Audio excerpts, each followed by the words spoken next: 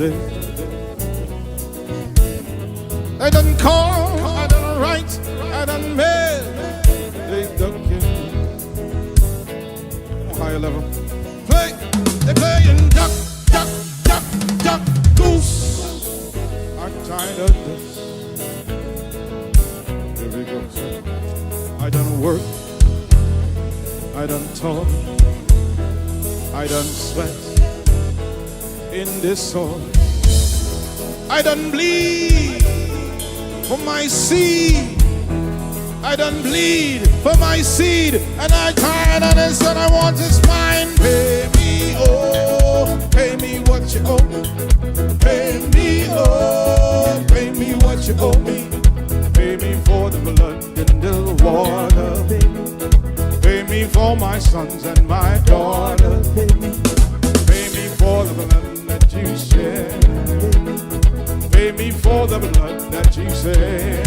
I come to collect, I come to collect, I come to collect everything that you owe me. I come to collect, I come to collect, I come to collect everything that you owe me. I come to collect, I come to collect, I come to collect everything that you owe me. I come to collect, give me that culture. Here we go, let's go.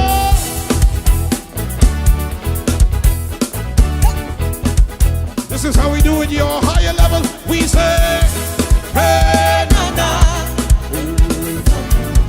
Hey, na na.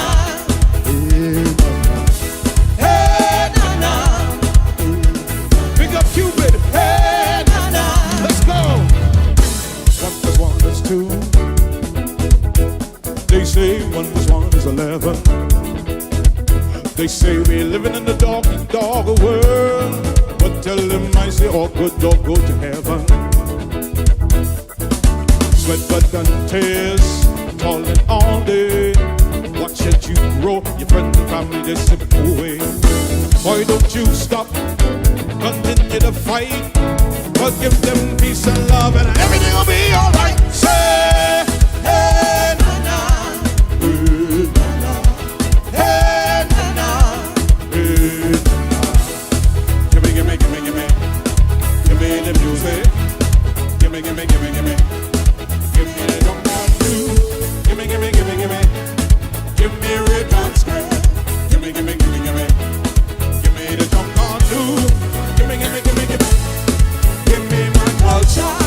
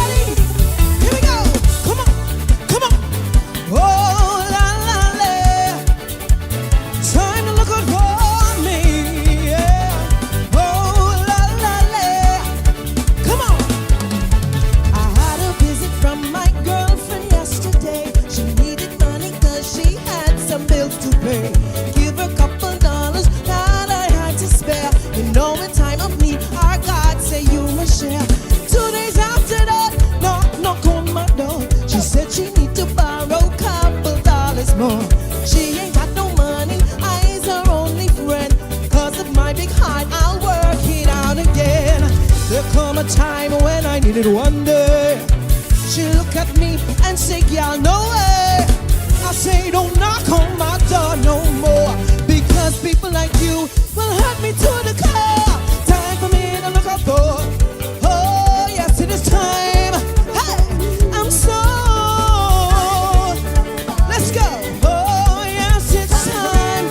Come on, higher level. Let's go. Let's go. Time for me to look up for. Time to look up for. Time to look up for me.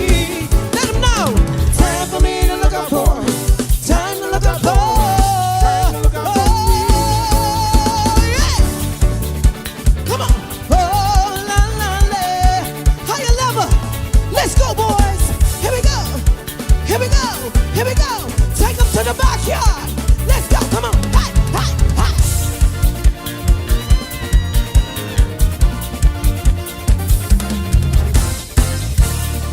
Let's go. Higher level. Tonight the mood is right. Y'all them look so nice. Hey, the band playing the sweet barbell music. People them say they can refuse it. Outside in the open air, holding my baby oh so near. With one hand in her hand. Tonight, the PMA patient speaking out over operations at the healthcare facility. This as government responds to criticism over salary review and payouts. And later, a former deputy prime minister giving a former prime minister some political advice. Eyewitness News starts now.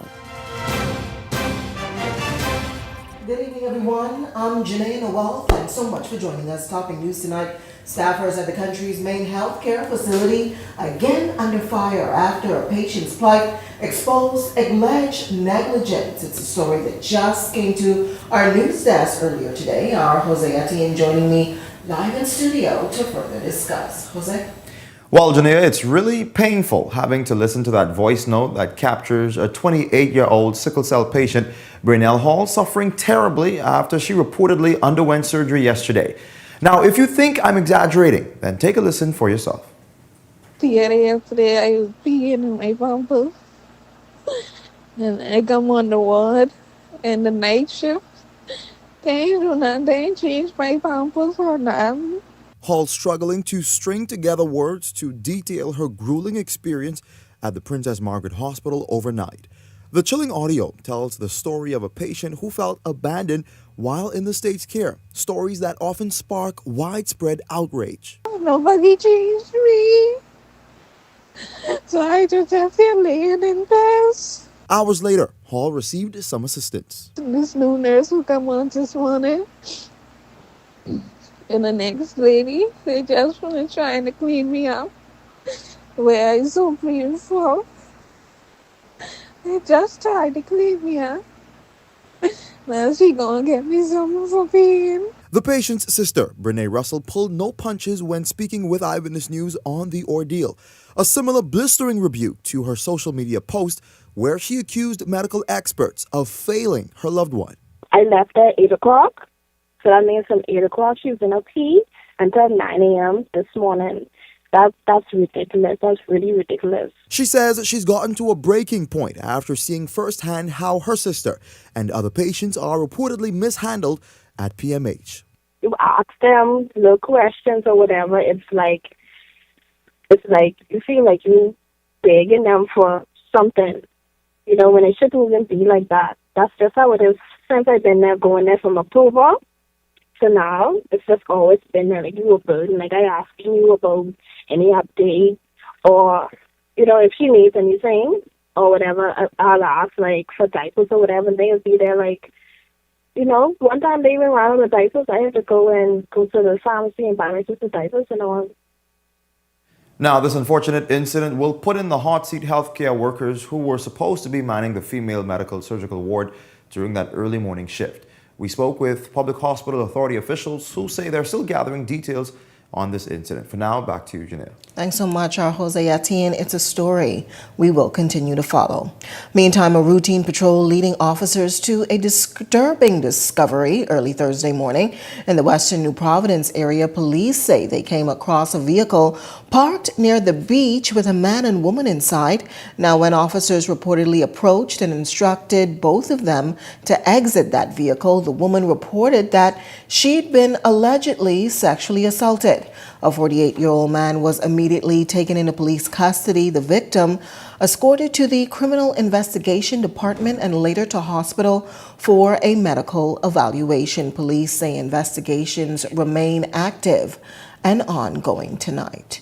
Meantime, the Department of Immigration carrying out its largest deportation operation of the year, repatriating some 105 Haitian nationals to Cape Haitian on a chartered flight that departed the Lynden Pinling International Airport yesterday. Officials say the group included some 84 men and 21 women. The operation being led by Chief Immigration Officer Bianca Roll Thomas of the Deportation Unit with support from Chief Officers Shinori Francis and Felice Roll Ellis from the Enforcement Unit. This mass repatriation following court proceedings on Tuesday, where some 29 Haitian nationals and a Jamaican appeared before Senior Magistrate Cara DeVoe Turnquest on a range of immigration offenses, including illegal landing, overstaying, fraudulent documents, and attempting to mislead immigration officers.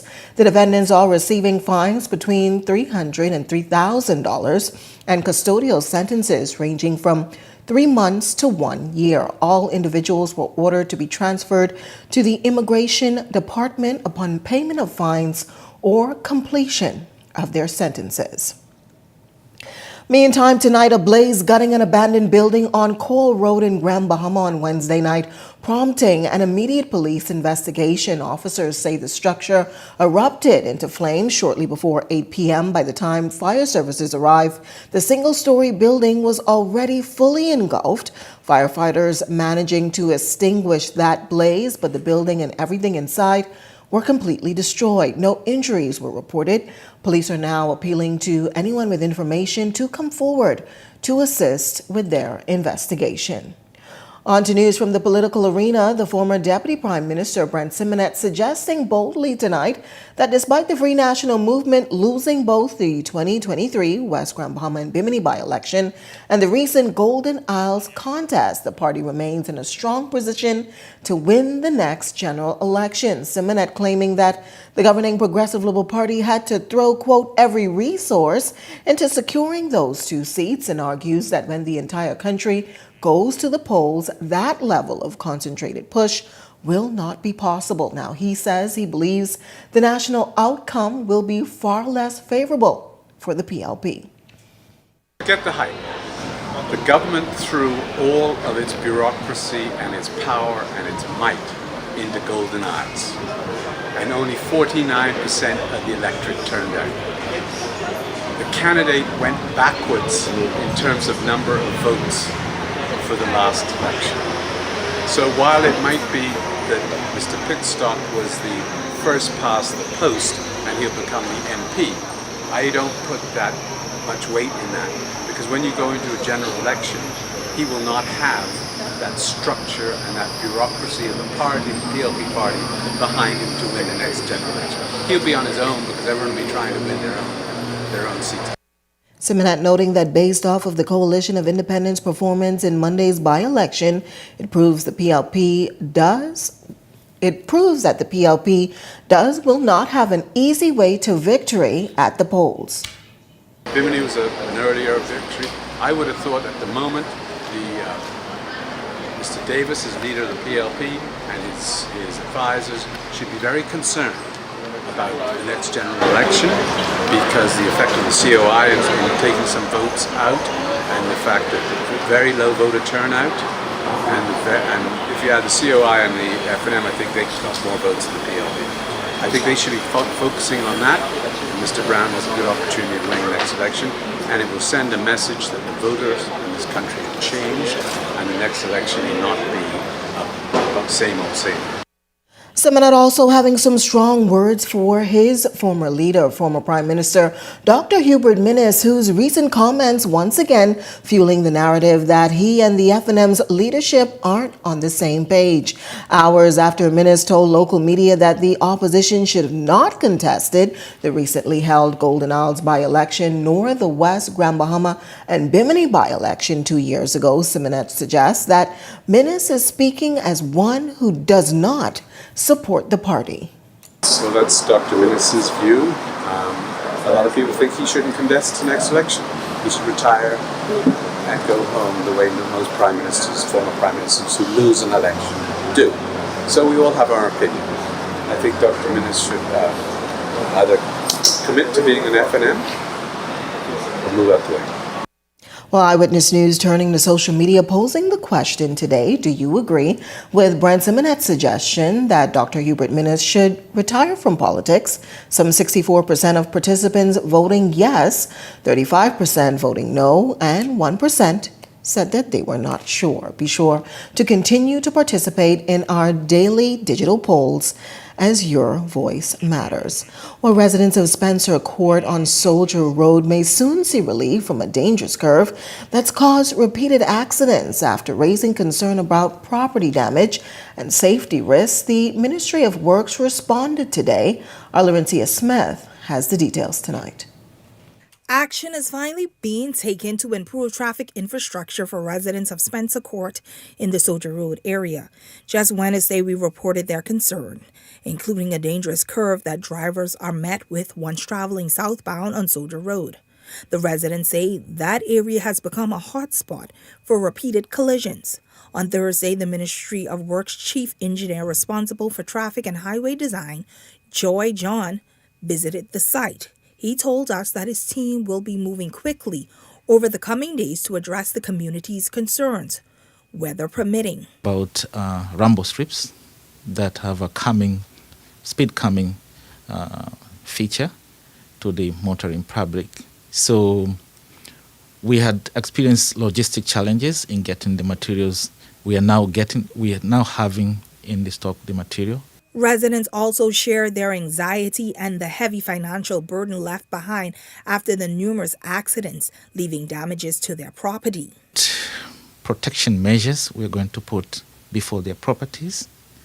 We're going to install guardrails, and we are going to enhance road markings. John added that the ministry has been in contact with the Bahamas Power and Light to repair the street lights in the community. The chief engineer says crews are working around the clock to ensure proper traffic measures are in place to keep drivers safe. We have subdivided into 9 zones, and every zones have their respective inspectors and engineers. So we get reports on a regular basis, on a weekly basis, and monthly basis. And based on that, we have like a schedule. He also noted that proper traffic signals have helped reduce accidents across the island, but stressed that motorists must continue to drive carefully and follow all road signs. Each traffic incident, he adds, costs the government millions in repairs and resources. That's another challenge. That's where the government comes in and do the repairs. And these infrastructures are not cheap. Infrastructures are not. One sign costs from 500 to 900. One traffic sign. So one traffic signal, you're talking of 5,000 to 15,000. Now, this is a story that Eyewitness News will continue to follow. Laurencia Smith, Eyewitness News. Well, if you've got a news tip or if you've seen news in the making, call the Ion News hotline at 397-6397. We also invite you to send your letters to the editor for publication on all of our social media platforms at eyewitnessnewsbahamas@gmail.com. And if you're watching on our Facebook or YouTube page, share your thoughts about today's stories in the comments section. We want to hear from you. We're just getting started in Eyewitness News tonight, but when we come back, Thanksgiving is the gift that keeps on giving. We've got the details coming up and more gifts, food, and treat for residents that live in the Christie Park community. We've got the details right after this break. Hello, bonjour, hola, hello, ciao. No matter where your passport takes you, BTC roaming keeps you effortlessly connected. Enjoy seamless calls, lightning-fast data, and affordable roaming across the globe. No SIM swaps, no stress. Just one network, working everywhere. So go ahead, explore the world, and still be just a call away from home. Get ready, Grand Bahama. It's the Black Friday deal you've waited all year for. This Friday, November 28th, Grand Bahama Tiles is dropping a 26% off store-wide sale. That's all tiles, all materials, 26% off. It's one day with huge savings and the perfect time to stock up and save big. So don't walk, run to catch this one-day Black Friday sale. Call 352-7920. The best Christmas memories aren't the ones posted, they're the ones that stay. So whether you're here for the original memes or spicy moments, gather round for the memories that truly matter. Share 8 juicy pieces of KFC chicken with your favorite sides and our new coconut dessert biscuits, a holiday treat made to share. Enjoy Christmas without a filter or dish duty, but with the moments that are full of flavor. KFC's Festive Feast, starting at $20. Finger licking good. Only one item? Are you tired of limited choices? I'll have the one item on the menu, thank you. Wow! So many choices. Why settle for less when you deserve more? When it comes to the ways you pay, the more, the better. With a variety of payment options available, you can enjoy the freedom to choose what works best for you. Choose freedom. Choose flexibility. Choose from the full menu of payment options. The future of pay is digital. Captain Cash & Co. viral videos have shown you using what is said to be super speed to deliver cash to citizens around the world. Can you explain this? Those people are simply taking advantage of Cash & Go's Cash Now money lending service, our easy-to-use money lending portal. How does it work? Well, you simply enter your information along with a recent payslip, a picture of your ID, and then select your loan amount and the repayment term. We review it as soon as possible. And then once approved, we could have your cash delivered to your mobile wallet, or we could send it directly to a bank of your choosing. Any more questions? No. Thanks, Cash & Go, man. It's Captain Cash & Go. This segment of Eyewitness News is brought to you by EV Motors Fleet Sales Division. For 2026 commercial vehicles, call 821-2403 today.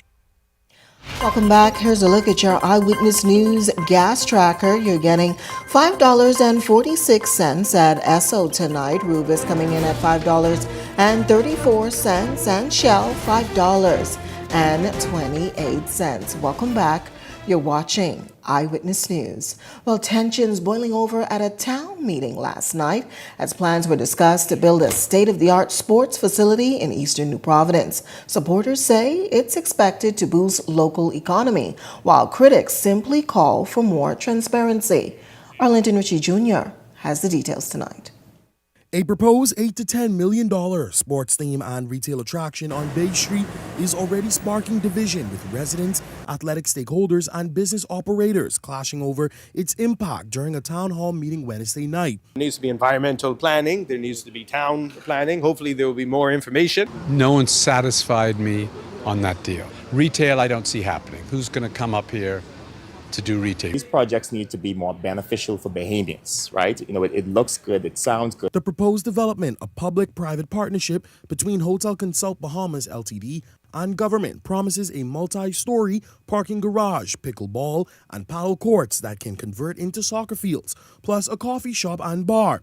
A new dock, developers say, would connect Nassau, Paradise Island, and Rose Island. It will generate jobs for people to build it. We'll go out to tender to local contractors. We would also have the enhancements of Bahamas retail. Director of HCB, Michael Patton, acknowledges the pushback but argues the project offers long-term benefits. It's going to give back to the local economy. It's going to bring revenues, VAT, back here. What's it also going to do? It's going to create long-term jobs. The Bahamas Football Association is also throwing its support behind the plan, saying the facility could be a game changer for youth athletics. Whether kids are playing pickleball, tennis, futsal, soccer, running, they're involved with sports. and that's important. But with no clear timeline and key logistical questions still unanswered, some residents say they're not ready to sign on. Is this being developed to support the developer's other projects on other islands where he needs a land-based operation? I think that there needs to be more details. I think it's a bit vague right now. Linton Ritchie Jr., Eyewitness News. Thanks, Linton. Well, the spirit of Thanksgiving coming alive today as the IL Cares Foundation handed out over 2,000 meals to families across the community. The initiative bringing smiles, laughter, and also serving as a reminder that giving back is what this season is all about. Linton Ritchie Jr. has the details. Residents lining up outside of the Christie Park, eager to get their hands on a traditional Thanksgiving meal, courtesy of IL Cares Foundation. As the nonprofit group says, the pillar of community remains priority as they carry out their work.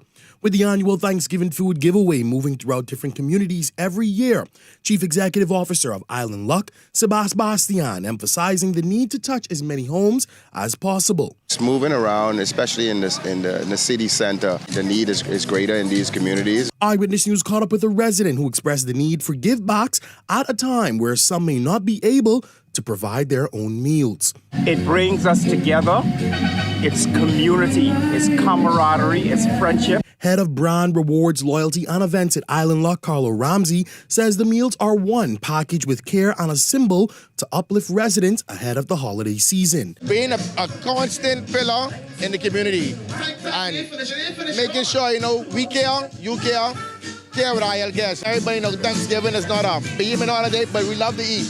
And if we could feed some mouths every year, at least once a year, we're going to try our best to do that. But what's next for the foundation in the spirit of giving back? Our annual Christmas Carnival, that's going to be on December 13th at Clifford Park. That's where we rent the entire carnival out, and the Santa Claus, the gifts, the rides, the food, and just the fun. Linton Ritchie Jr., Eyewitness News. Well, executives of Bahamas Striping Group of Companies also making a worthwhile Thanksgiving Day for thousands of children and adults across the country, distributing nearly 30,000 meals. Their Day of Giving Back began at the Red Cross Society as they partnered with its officials to bolster their feeding initiative. From their officials' journey to the Cleveland Enes Primary School, where they joined forces with the Kiwanis Club to give students there a hearty meal. We are partnering with Bahamas Striping Group of Companies, and we are going to be serving over 200 persons today on our Meals on Wheels program. We're going to be going throughout the Providence, and we're going to be starting from Carmichael into Pinewood Gardens, Camp Road, Baintown, Angleston, basically trying to feed all of our sick and shut-in persons with the meals that's being prepared today. Our club, we are all about helping, serving the children of the world, which is our motto in Kiwanis International. And today, along with my other members of the club, we will be preparing the meal and distributing it to the children. And I know it's going to be scrumptious. Bahamas Striping executives also lending a helping hand to the Lighthouse Fellowship Church of God in Pinewood Gardens as a part of their broader goal of feeding thousands of residents. We're so blessed to partner with the Bahamas Feeding Network and Bahamas Striping, and we are preparing 500 turkey dinners, and that is stuffed turkey, peas and rice, honey glazed ham, macaroni, beets, corn, and all of the wonderful things, along with pumpkin pie, sweet potato pie, and of course a drink. So we're just grateful to partner with them. We're a holistic ministry. We cater to the spiritual man as well as the physical man. We're outside of the box, and we want to feed as many as we possibly can during this time when people are disenfranchised and they are distraught, and a plate of food will go a long way. Well, today in Golden Gates, the Thanksgiving spirit also rolled in one plate at a time for the 5th year. Golden Gates Member of Parliament Pia Glover Rowe bringing the community together for her annual Thanksgiving drive through serving up more than 800 meals to residents. We started this in 2021. Even before I was elected, and it's carried through. And if you remember, in 2021, we were kind of in a COVID period, so we did the drive-through to provide for social distancing. But we found it to be convenient, and so this is now an annual tradition. This is our 5th Golden Gate's Thanksgiving drive-through. As you can see by the lines that are wrapped around, this is something that the constituents look forward to. We do take walk-ups, but we encourage the drive-through because people are on their lunch break and they just want to stop in for a quick, hot, delicious meal from their MP. And for some of the event, it offered more than a warm meal. It was a reminder that their Member of Parliament is truly looking out. I went to the bakery, you see, I get all my cake bread. I try to see if I can get one plate, and then I brush my. What this is, it's a great thing. Because, like how you say, man, he ain't get nothing. Well, one has to understand, a member of parliament can't go door to door all the time to people.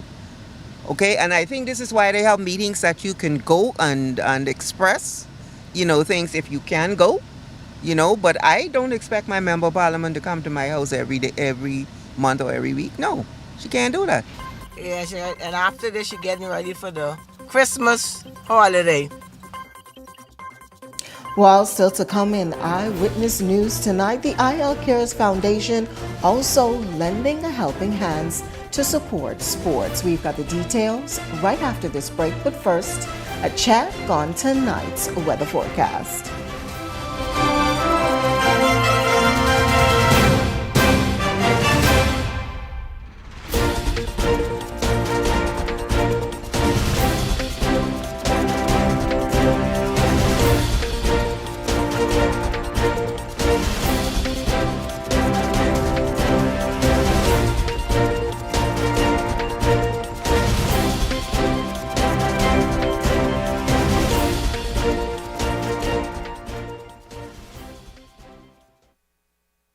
It's Christmas time at Grand Bahama Tiles with 5 days of savings you don't want to miss. Starting this Saturday, November 29th, get 25% off all tiles in stock. Then on Monday, December 1st, savings drop to 24% off. Ending Thursday, December 4th with 21% off. The early bird really catches the worm this Christmas as savings drop each day.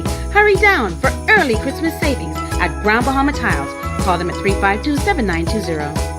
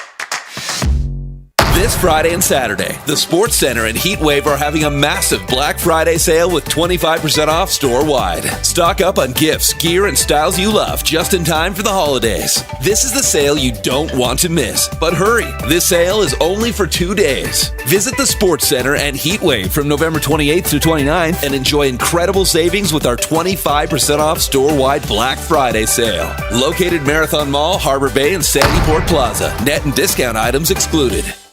It's Christmas time at Grand Bahama Tiles with 5 days of savings you don't want to miss. Starting this Saturday, November 29th, get 25% off all tiles in stock. Then on Monday, December 1st, savings drop to 24% off.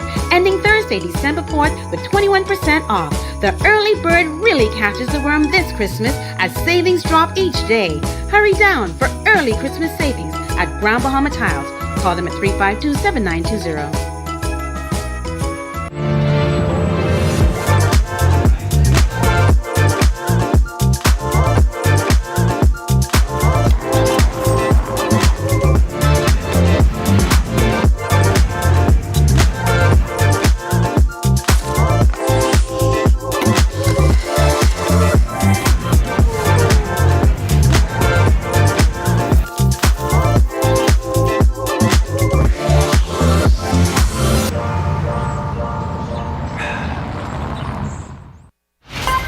You're watching Eyewitness News.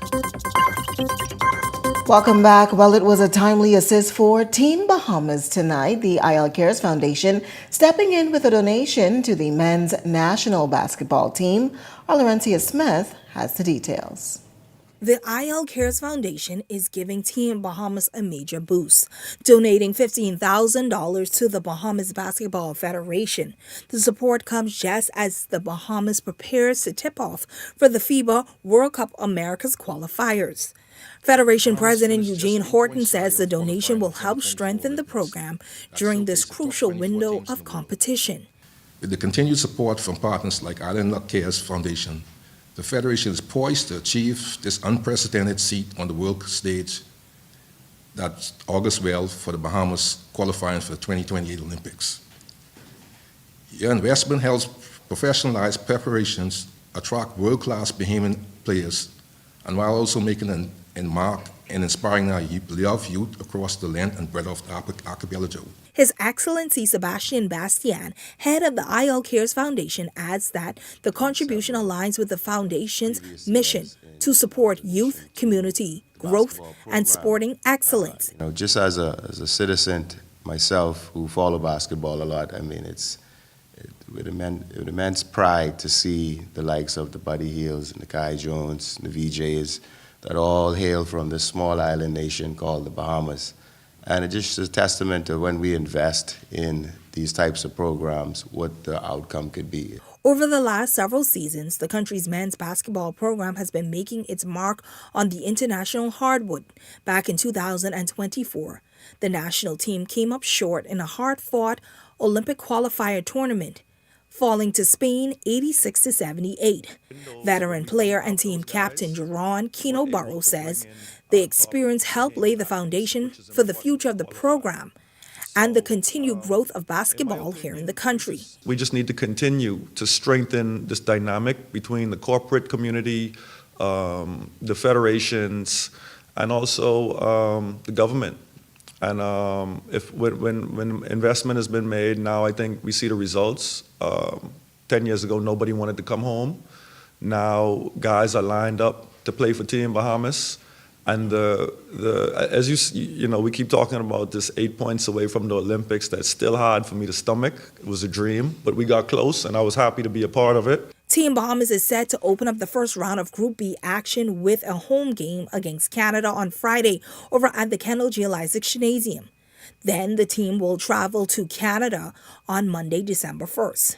Sports Minister Mario Boleg, who once served as the national team head coach, is urging others to step up and support the team as they compete on the international stage. On this Friday, and watch the Bahamas play Canada. In the window of February, we will be traveling to Jamaica and Puerto Rico. But in July, the government of the Bahamas will do all it can with its corporate sponsors to ensure that the Bahamian people be able to see the likes of the Buddy Hield, the Andre Ayton, the VJ Edgecombe to play in that window in July here in the Bahamas at the Kendall Lysick Gymnasium. Tip-off is set for 8:30 over at the Kendall J. Lysick Gymnasium. And the Federation and the team is calling on the sixth man, which is the crowd, to show up and show out to support Team Bahamas. Laurencia Smith, Eyewitness News. Thanks, Laurencia. Still to come in Eyewitness News tonight. Laurencia Smith has a check on sports right after this break. Get ready, Grand Bahama.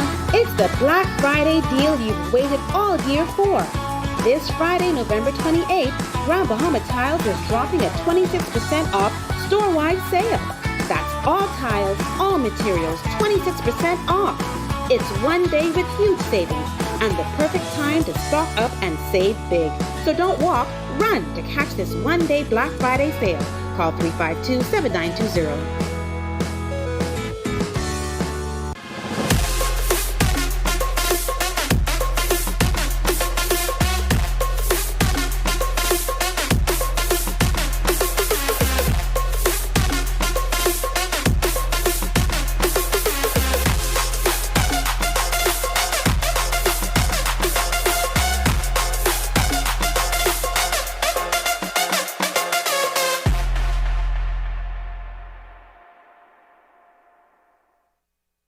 Thanksgiving is family, friends, and food. Find the foods you love at Super Value and Quality Supermarkets. Best Value whole kernel corn, 15 ounces, 99 cents. Rainbow corned beef, 12 ounces, $2.49. Olivia vegetable oil, 48 ounces, $4.99. Danish spare ribs, $2.39 per pound. Yellow onions, 3-pound bag, $3.39. As the season approaches, find your holiday favorites at Super Value and Quality Supermarkets. Then to get sassy soup, you ain't gonna bring in this yard. Let's go drive. Listen, man, you know how much coconut I got in steel, man? Let's go. Boy, you lock up. Sergeant. Kingston, who is sassy soup? They tell me I can borrow sassy soup, the sassy soup. Sarge, I ain't telling you can touch my boat. Everybody lock up. Best of the Best is back on Montague Foreshore from December 4th to December 7th, so I can see you there. Get ready, Grand Bahama. It's the Black Friday deal you've waited all year for. This Friday, November 28th, Grand Bahama Tiles is dropping a 26% off store-wide sale. That's all tiles, all materials, 26% off. It's one day with huge savings and the perfect time to stock up and save big. So don't walk, run to catch this one-day Black Friday sale. Call 352-7920.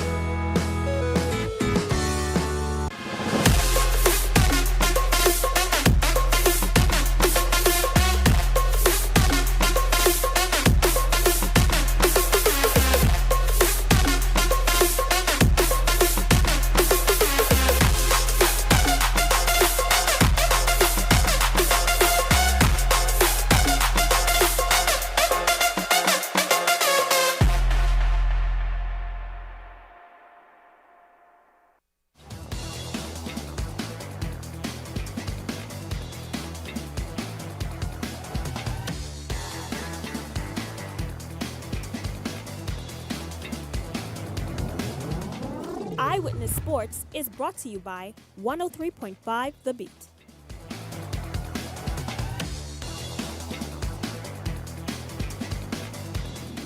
Welcome to another edition of Eyewitness Sports. I'm Laurencia Smith. Thanks for joining us. Topping sports tonight, we're on the tennis court with the Bahamas Lawn Tennis Association as they're currently hosting the Goombay Splash over at the National Tennis Center. Patrick McTaggart is the last of 18 Bahamian players in the single main draw. He fell short on Thursday at the ITF J30 Goombay Splash. The junior tennis star lost in a 3-set matchup to Canada over at the center. McTaggart won the opening set 6-4, but dropped the next two by the same score. Now, the Goombay Splash is a part of the ITF World Tennis Tour Junior.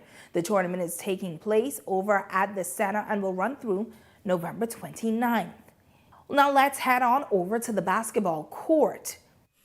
The Ohio State Buckeyes and the Alabama Crimson Tide women's basketball team captured divisional titles at the 2025 Bahama Hoops Pink Flamingo Championship on Wednesday. In a thrilling Goombay Division final, Ohio State upset number 21 West Virginia 83-81 to claim the title. Meanwhile, in the Junkanoo Division, Alabama edged past Minnesota 63-58 to lift their trophy. The action took place over at the Bahama Resort Convention Center, showcasing top women college basketball talent. Bahama Hoops is set to continue on Friday, November 28th. Well, congratulations to all of the teams. Well, that's what's making sports at this hour. I'm Laurencia Smith. Stay tuned for more news on the other side of the break. Ready to insure your ride? Our new website is ready for you. Visit jsjohnson.com. Select coverages, go to Motor, and click Get a Quote. We have made it easier than ever to request a quote online. Fill in all the required fields. When you're done, hit Submit. You'll receive a response via email within 24 hours. Visit jsjohnson.com today. Running out of space? We've got room for that. Welcome to Skyline Storage, your trusted self-storage solution. Skyline Storage offers units from 5x10 to 10x30, climate controlled or standard dry. Perfect for home or business. Located in Westfield Commerce Park, Western New Providence. Your belongings stay safe with gated access and 24/7 surveillance starting at $175 a month. Reserve, pay, and move in online. No phone calls, no paperwork. Visit SkylineStorage.com. Skyline Storage. Storage made simple. Welcome to Paradise Premium Foods, where exceptional taste meets everyday convenience. Right in the heart of Hurricane Hole Plaza, whether you're planning a beachside brunch, an intimate dinner, or simply restocking your favorites, we offer only the finest selection of local and imported goods, handpicked for quality, freshness, and flavor.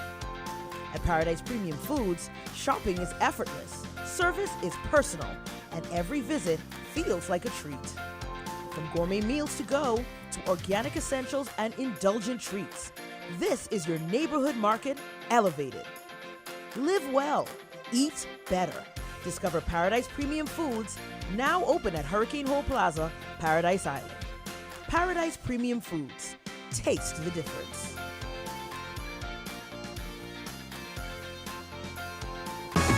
Get ready, Grand Bahama.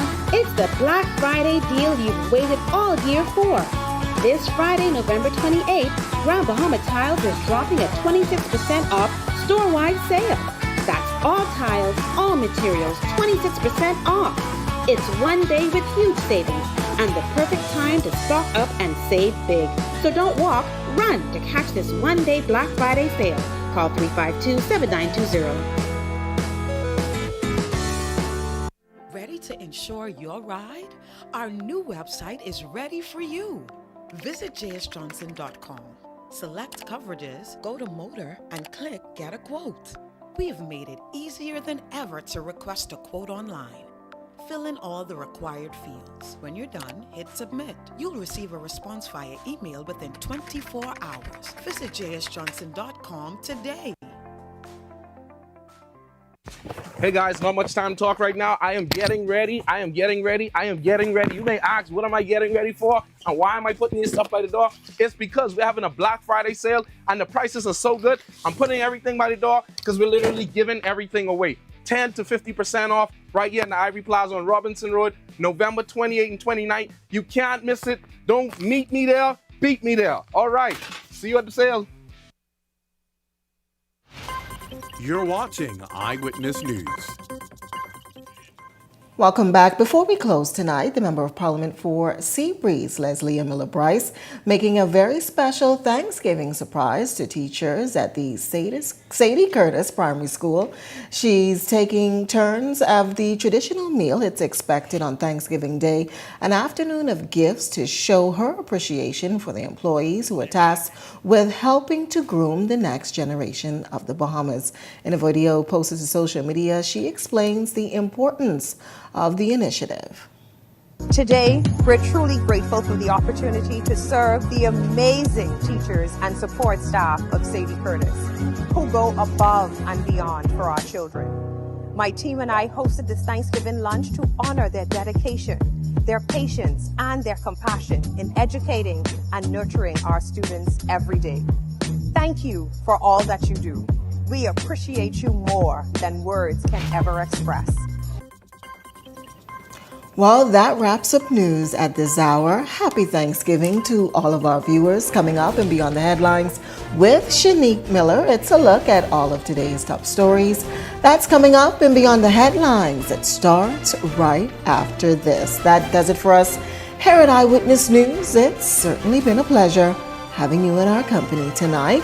On behalf of the entire news team, I'm Janae Nawal saying good night and be safe, everyone. Get ready, Grand Bahama. It's the Black Friday deal you've waited all year for. This Friday, November 28th, Grand Bahama Tiles is dropping a 26% off store-wide sale. That's all tiles, all materials, 26% off. It's one day with huge savings and the perfect time to stock up and save big. So don't walk, run to catch this one-day Black Friday sale. Call 352-7920. Tired Tired of driving around from place to place just to get your car insured and licensed? Frustrated with the process of being back and forth from your insurance company to road traffic? Well, BMG Insurance Agents and Brokers just made insuring and licensing your motor vehicle as easy as 1, 2, 3. Step 1. Visit us at the Road Traffic Department, Section 1, Thomas A. Robinson Sports Stadium. At our office, you can purchase or renew your insurance or get your vehicle inspected. We at BMG Insurance Agents and Brokers represent major carriers. Step 2. See the professionals at Road Traffic to get your vehicle licensed. Step 3. Enjoy your day. Insure with BMG Insurance Agents and Brokers today, saving you time and money. Your one-stop shop for all of your insurance needs. Great rates, convenient, excellent service. For more information, call us at 322-2221. It's Christmas time at Grand Bahama Tiles with 5 days of savings you don't want to miss. Starting this Saturday, November 29th, get 25% off all tiles in stock. Then on Monday, December 1st, savings drop to 24% off. Ending Thursday, December 4th with 21% off. The early bird really catches the worm this Christmas as savings drop each day. Hurry down for early Christmas savings at Grand Bahama Tiles. Call them at 352-7920.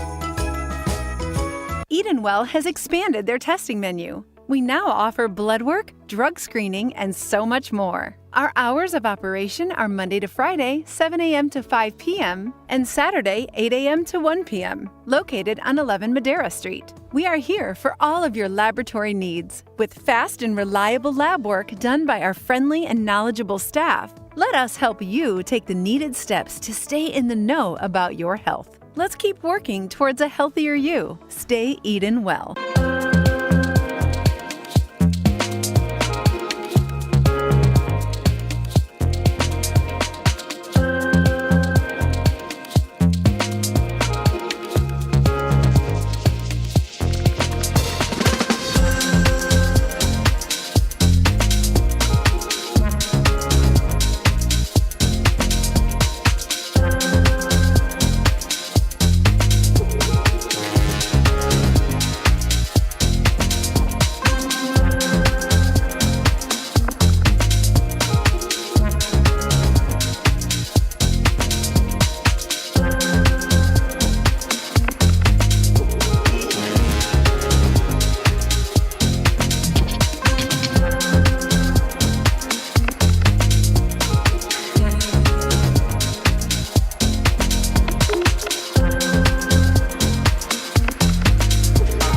My late husband, Tyrone Albury, had a passion for brewing beer at home. We found one of his recipes and we started on the stovetop with 1 gallon of beer.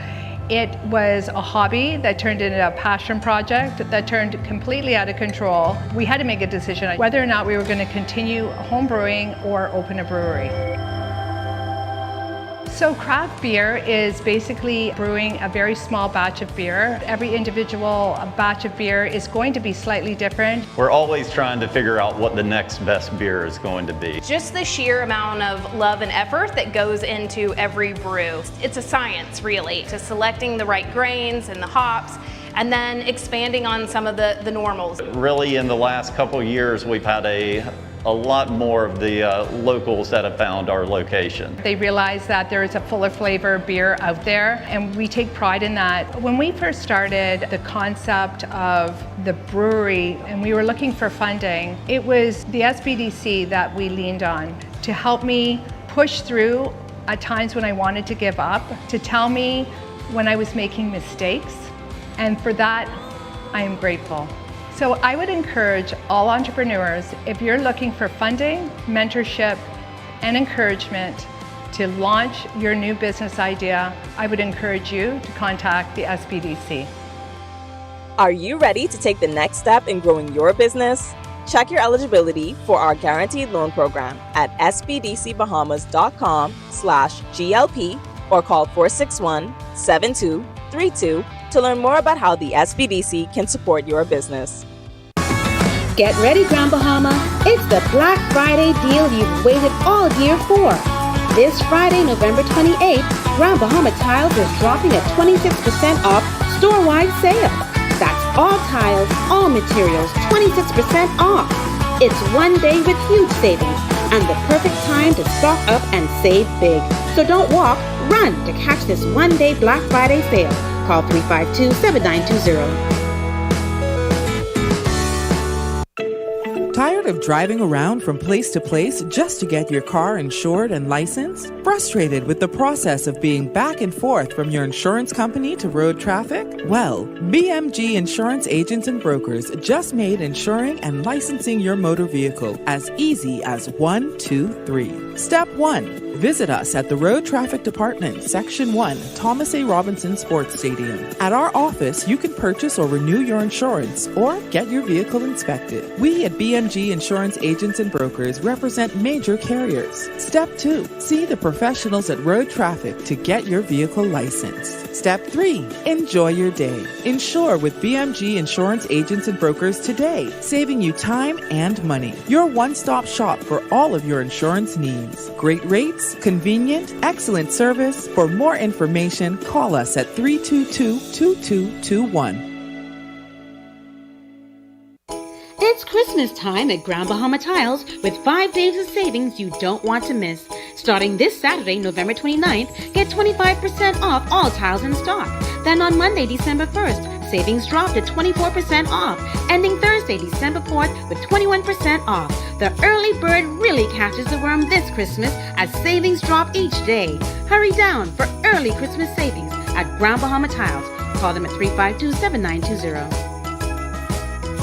Edenwell has expanded their testing menu. We now offer blood work, drug screening, and so much more. Our hours of operation are Monday to Friday, 7 a.m. to 5 p.m., and Saturday, 8 a.m. to 1 p.m., located on 11 Madera Street. We are here for all of your laboratory needs, with fast and reliable lab work done by our friendly and knowledgeable staff. Let us help you take the needed steps to stay in the know about your health. Let's keep working towards a healthier you. Stay Eden well.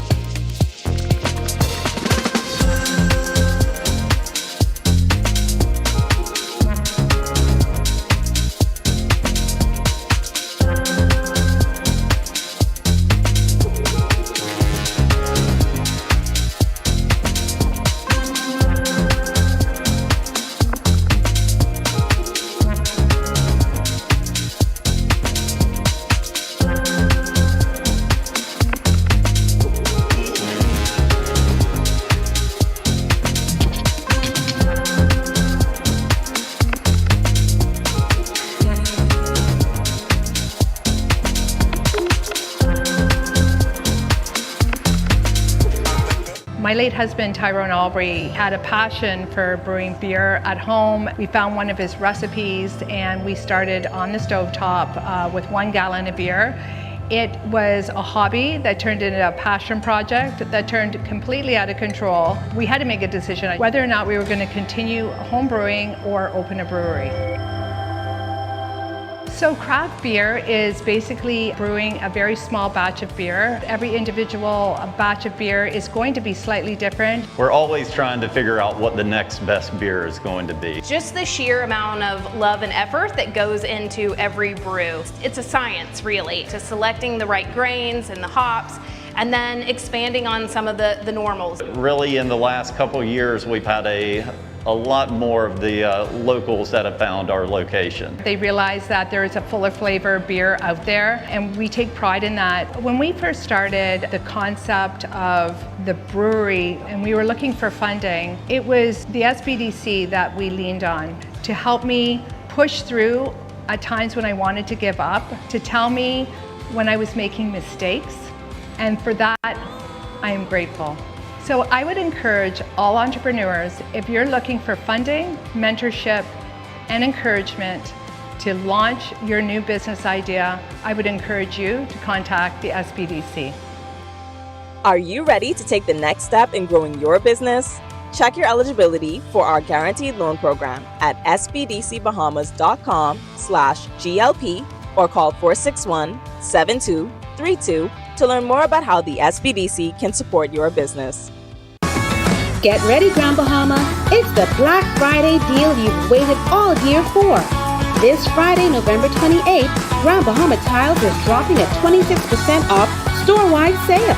That's all tiles, all materials, 26% off. It's one day with huge savings and the perfect time to stock up and save big. So don't walk, run to catch this one-day Black Friday sale. Call 352-7920.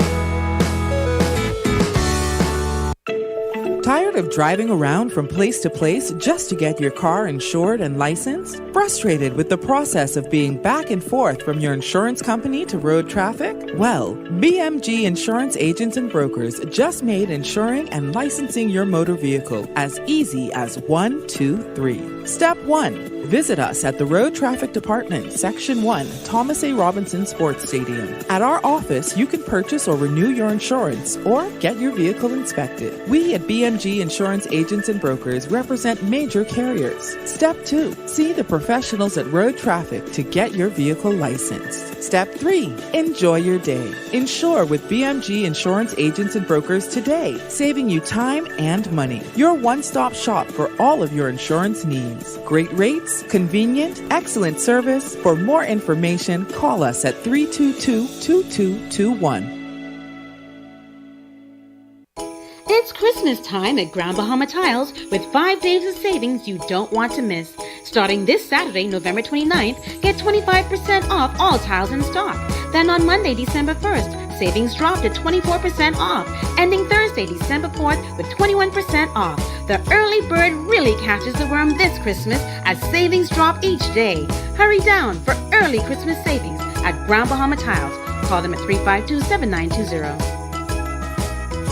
Edenwell has expanded their testing menu. We now offer blood work, drug screening, and so much more. Our hours of operation are Monday to Friday, 7 a.m. to 5 p.m., and Saturday, 8 a.m. to 1 p.m., located on 11 Madera Street. We are here for all of your laboratory needs, with fast and reliable lab work done by our friendly and knowledgeable staff. Let us help you take the needed steps to stay in the know about your health. Let's keep working towards a healthier you. Stay Eden well.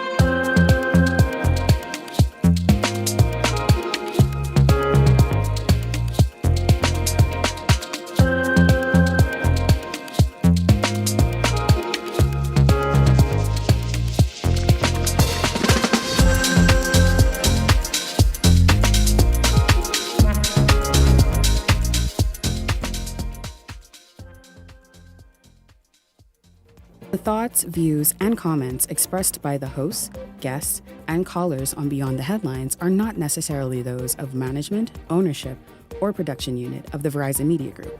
Beyond the Headlines is a production of ILTV Studios and cannot be reproduced or represented in part or entirety without express written permission of the Verizon Media Group.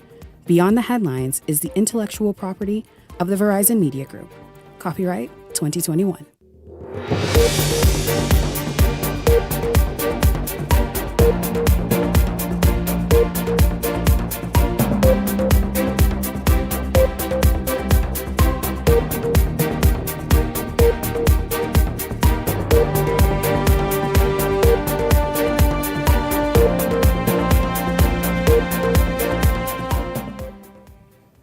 Coming up tonight, that salary review of the public service still a bone of contention tonight. This as the OPM tries to clean it up.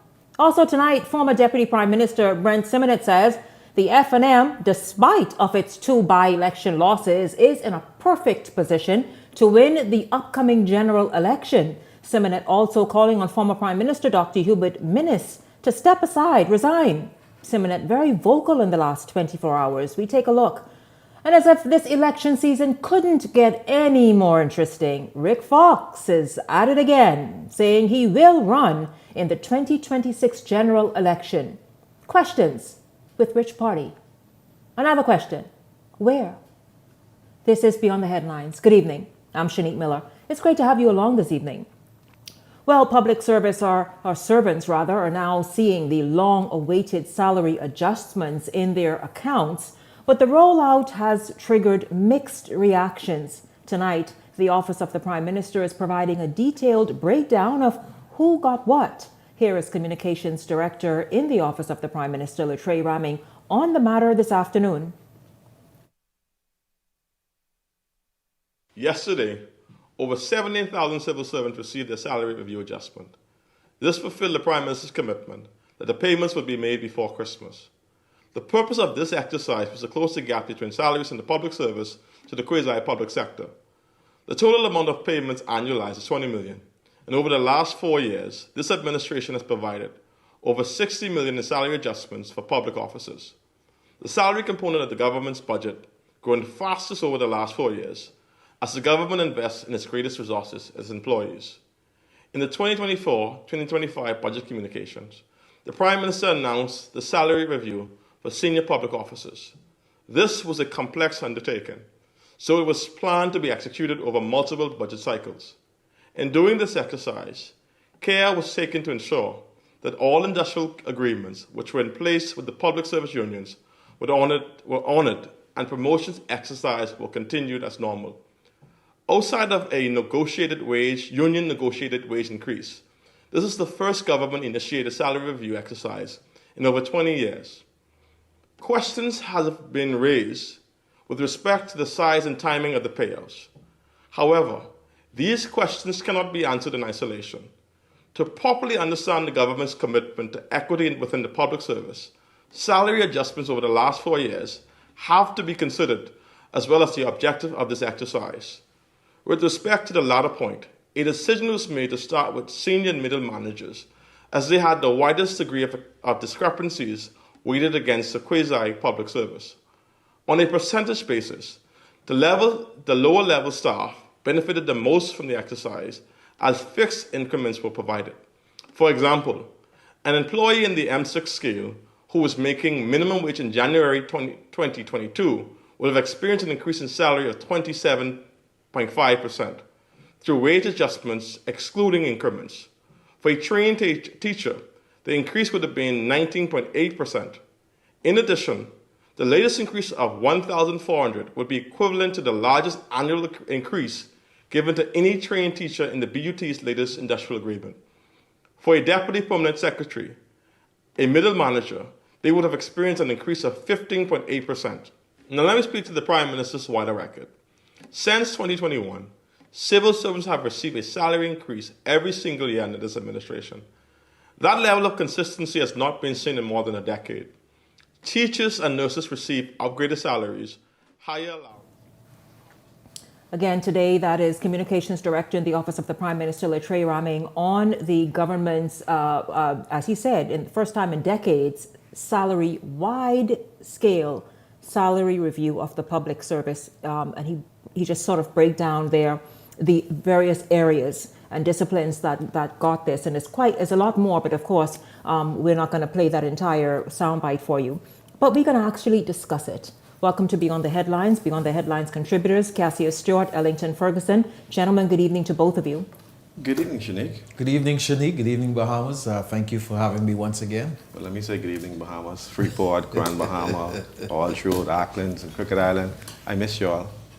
Yes. Hello to my pal, everybody. Yes, Cassius. It's good. I love you all. Right. It's good that you acknowledged everybody. Everybody, welcome to the show. Pull up a chair. Let's just get started. They tell me they watch all the time. They absolutely do, yes. And I'm grateful to them, Cassius. They absolutely watch all the time, and this is near and far. I mean, people in Sweden watch. It's a few European countries that don't come to mind right now. Thank you all for watching, including the UK. Thank you all so much, gentlemen. Though, let's get to this. Let's get to this and what's happening, because this has become a huge mess, something that was presented as an effort to help ease the burden of inflation and Bahamians having to get into their pocketbooks and pay out more, and the squeeze of what the cost of living in the Bahamas have been doing to anyone, regardless of where on the pay scale you are. This was this effort to say, outside of any union and bargaining agreements, let's kind of adjust the salary scales here. But you all see it's really been met with a bit of antagonism. In fact, yesterday and even today, we saw headlines stating, not enough, chicken feed, an insult, really. let's just jump in right there, gentlemen. You heard Latrell Raming a moment ago. Your thoughts on how this sort of just kind of lost the focus and the intention of what it was meant to do? This, Shanique, at this juncture in our country, as we seek to lift the grades and especially education, and we seek to bring the wider public scale up to par, first of all, let me commend the government for taking on the task, which I understand that governments in the past kind of hesitate to because of the undertaking of it. And they stated within their statement that it was something that was supposed to stretch across several budget cycles. It's very unfortunate that those that are involved that would talk about striking at this point. I know that they have an industrial agreement which was signed some 3 years ago. I think it's up for renegotiation next year. I think that there is a different way that we can do this. We see Latrell Raming just now laying out the time since this has been done. We understand why the government take the approach. They clearly outline why they dealt with middle management first, because their disparity from their peers in the quasi-government was much larger. And so they sought to do it across the board. You hear the figures that they threw out. I don't see what the reason to talk about strike. I mean, to shut down schools, shut down the country for what? For something that is doing that all of the points you may not have clearly, whereas you have a negotiating a position at the table within a few months. I just don't think it makes sense. It doesn't add up. What is going on? What is the reason? What is the agenda here? Well, Shanique, I've been sick of the unions from Pat Bain time. And you know, Pat Bain died a little while back. He was my friend. Well, let's take a look at this from a different perspective, from a different angle. The unions have been around for more than 40 years. One lady texted me and told me she paid the union dues for 40 years, $25. Given that you have about 17,000 people in the union, when you look at that, that's $5 million a year. So these unions are bringing in $5 million a year. In 40 years, people listen to this, $250 million these unions have collected. Now tell me why anyone in the union broke, and tell me why they marching down Bay Street singing "We shall overcome." What they trying to overcome? Mm-hmm. It ain't the government is the problem. It's the union leaders are the problem, because what did you do with 40 years worth of $250 million? And so why didn't you take that money every year, $5 million a year, invested it in some investment vehicle so that the dividends could go into these people's bank account, so they don't have to go to Bay Street looking to the government for a $100 raise? The problem is the unions are antiquated, the leaders are antiquated. The same thing with the taxi union. All of them are antiquated. Their policies, their objectives, they're all antiquated. They need to be revisited, because if you're bringing in $5 million a year and in 40 years $250 million, tell me why anybody on Bay Street singing "You should overcome" and they broke. Tell me why. Now, what we need to do now is the government need to really put some legislation to really investigate the unions. Union leaders, what are y'all doing with all this money? Please, because that y'all salary is, let us know what y'all doing. Put a cap on what y'all doing. And then, if all of these money is the people they're collecting, tell the people what y'all doing with the money, because y'all on the government tail all the time for the last 50 years. Nobody on the government, nobody's striking against the union saying, Mr. Union, President, $250 million. Years. $250 million in over a 40-year period is a lot of money. But let me show, I guarantee you that every union president gets paid more than any member of parliament, and I could almost bet they get paid more than the prime minister. In excess of $100,000 a year? I could almost bet they get paid more than the prime minister. And so the problem ain't the government, The problem is, yes, you are collecting all this money, but for what? When you go to verify, you get candy. Christmas coming and give you a little ham and turkey. But $250 million in 40 years. Tell me where that money going. And Shanique, to think that from the last negotiation that they had in place, the agreement that they now have in place, every year since 2021, when this administration came into power, that the public service, they have been given an incremental increase every year. When upper management but we heard some of that was even more than once a year, just to because apparently for a moment there was a break in the increments. And so therefore, this administration, I am told, kind of try to double up on that to make up for the times for the few years where it wasn't happening. And so there's money coming from a country that is stretched. You've got to understand. See, if everything is centered around New Providence, this country can do very well.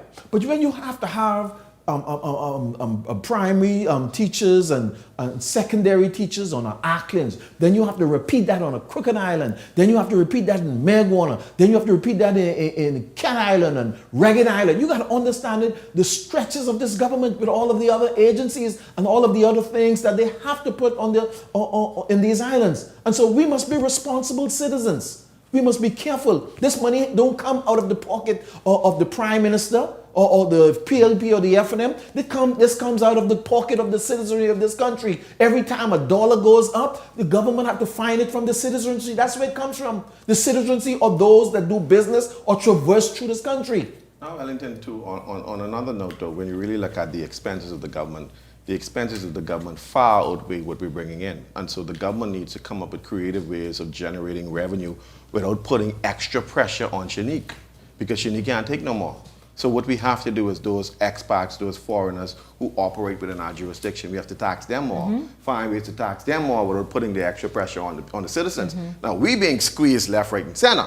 But Cassius, then the government still get the pressure because those people that are traversing or coming through here, they're involved in certain industry. And so when they cry, certain people that works in that area is going to be effective, and then they're going to cry back at the government. Well, what they have been doing, Ellington and Cassius, I understand, let's say for example, Eleuthera, is the government has now been, and the various agencies, which I think is Inland Revenue is top of the list, has been going on those very tricky second homeowners who say my family is visiting, but they are actually conducting Airbnb operations. Very, very lucrative, and they've been trying to zero in and crack down on those. They has been doing a tremendous good job of that. So that's, I was told. That's the point. You have to go after there's a lot of operation going on. Whether people sailing in the Bahamas, air tax, sail tax. There's a lot of fishing, money escaping out of the Bahamas. Absolutely. And so we have to find ways of locking that down without putting the excessive pressure on the citizens. I know we are squeezed because I feel it as well too.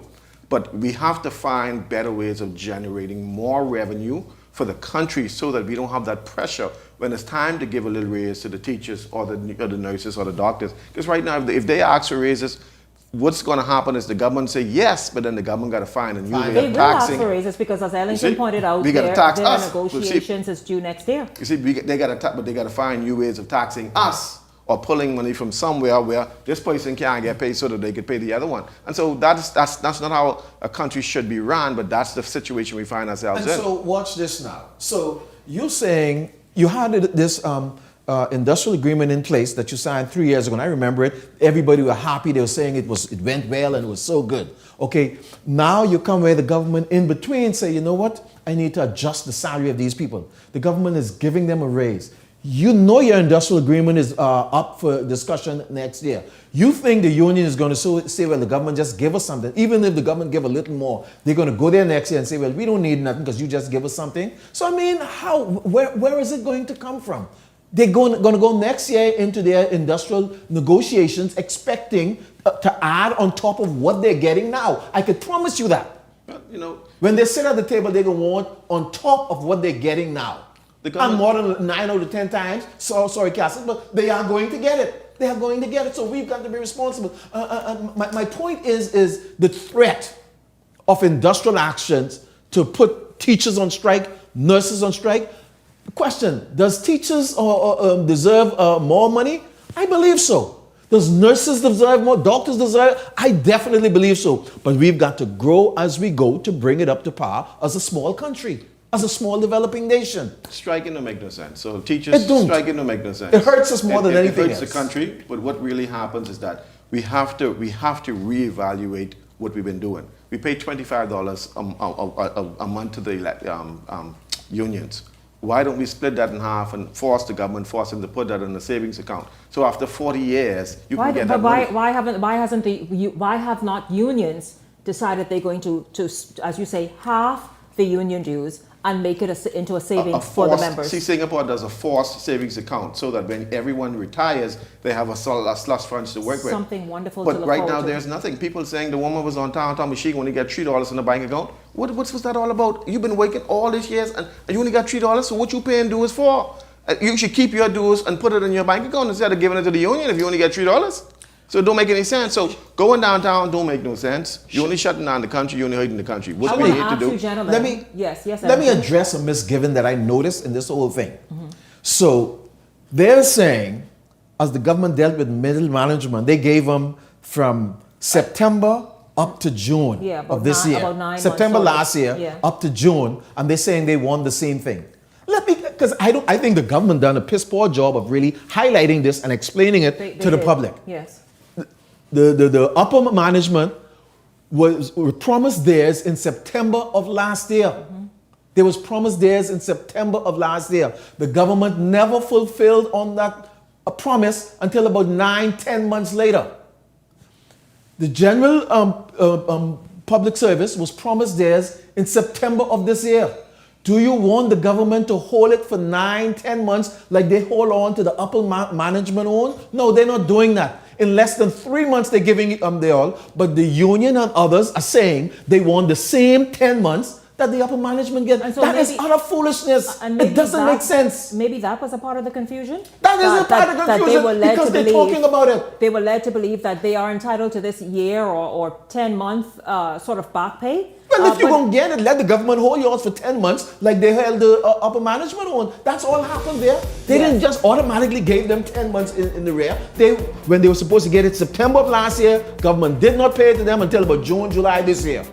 Government promised you yours September, you getting it then. November. Outdated leadership, outdated management. It's frustrating. Outdated. And so what happened is we find ourselves, this same scenario we find this year, we saw it last year, we saw it the year before, we saw it 20 years ago, we can see it 20 years later. Same movie, and I same don't know script. beef for the government, but we got to be careful how we destroy, how we handle this nation. Same playbook. And by the way, gentlemen, as we go to this break, did the government make any missteps in this whole salary review? Good intention, but missteps. Did they? I think the government made quite a number of missteps. The union talked about they're supposed to have access to it. I think there's a disagreement between consulting and communicating with. The government and the union have two different views on that. I think that need to be more clearer. And I just think they kind of was a little sloppy with it in the initial stages. But it's a wonderful thing that they have done, and they need to be commended on it. And they need to have ongoing discussions with the union for the little things that the union say they don't understand. But shutting down the country is not the way to go, union. I'm sorry about that. Well, the governments always find themselves trying to promise more than they could deliver for votes and for support. I think we have to reach to the point where you have to look at what you have and don't promise more than what you got. And so when you promise in these unions that you're going to give, and you know fully well that you don't have that, you put the whole country in a bind. And so we have to be realistic when you're moving forward in terms of negotiating with the union. Let them know where we are. Say, listen, ain't no money. We ain't got no money. How will we give you what we don't have? And so we have to be realistic. Then open up the union bank account and see what they got. Gentlemen, but they got a lot. Gentlemen, listen, Brent Simonet says the F&M, despite its losses, its recent losses, 2 by-elections, is in an ideal position to actually win the 2026 general election. Also, Rick Fox, not sitting by quietly. No way. Rick Fox says he is running. Who with? We're going to talk about that after the break.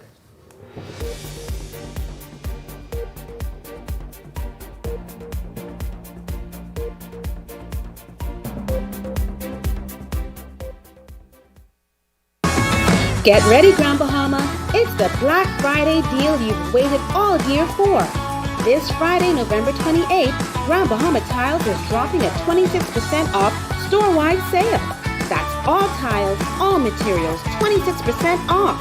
It's one day with huge savings and the perfect time to stock up and save big. So don't walk, run to catch this one-day Black Friday sale. Call 352-7920. Welcome to Sunburst Super Christmas Sale, where you buy 5 and get 1 free. Prices start at just $28.95 for top quality wall paints and high gloss oil paints for $55.95 a gallon. Lucky customers get a chance to win a 42-inch TV every Saturday starting now. The drawing will take place at Sunburst Paints the first week of December. You can also have a chance to win one of two 65-inch TVs during the month of December. So hurry on down to Sunburst Paints on Harold Road, where you buy 5 and get 1 free. Happy holidays, everybody!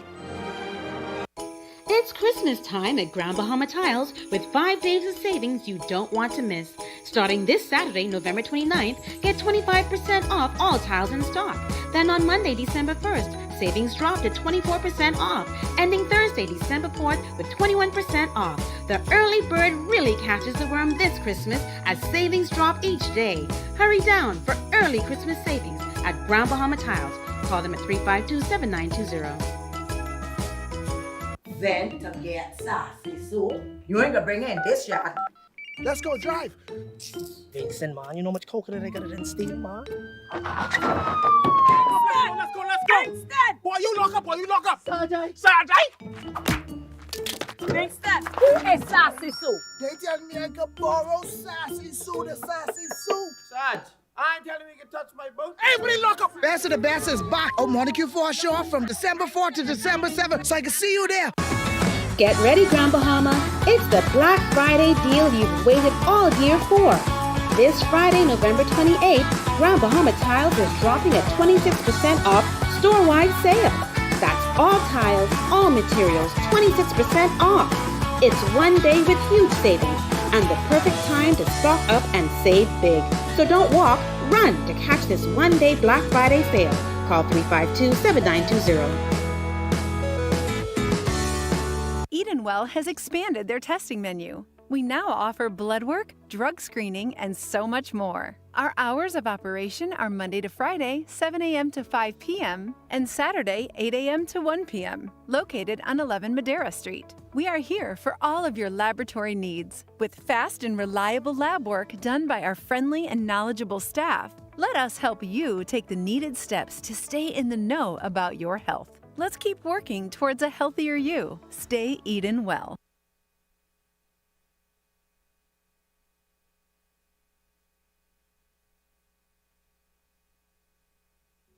This segment is brought to you by EV Motors Fleet Sales Division. For 2026 commercial vehicles, call 821-2403 today. Welcome back to Beyond the Headlines. It's good to have you tuned in this evening. Former Deputy Prime Minister Brent Simonette is suggesting boldly that despite the Free National Movement's losing both the 2023 West Grand Bahama and Bimini by-election and, of course, this week's Golden Isles election, the party remains in a strong position to win the 2026 general election.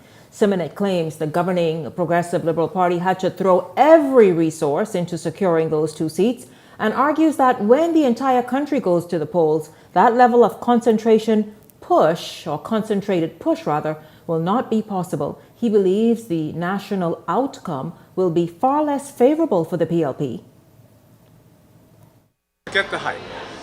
The government threw all of its bureaucracy and its power and its might into Golden Isles, and only 49% of the electorate turned out.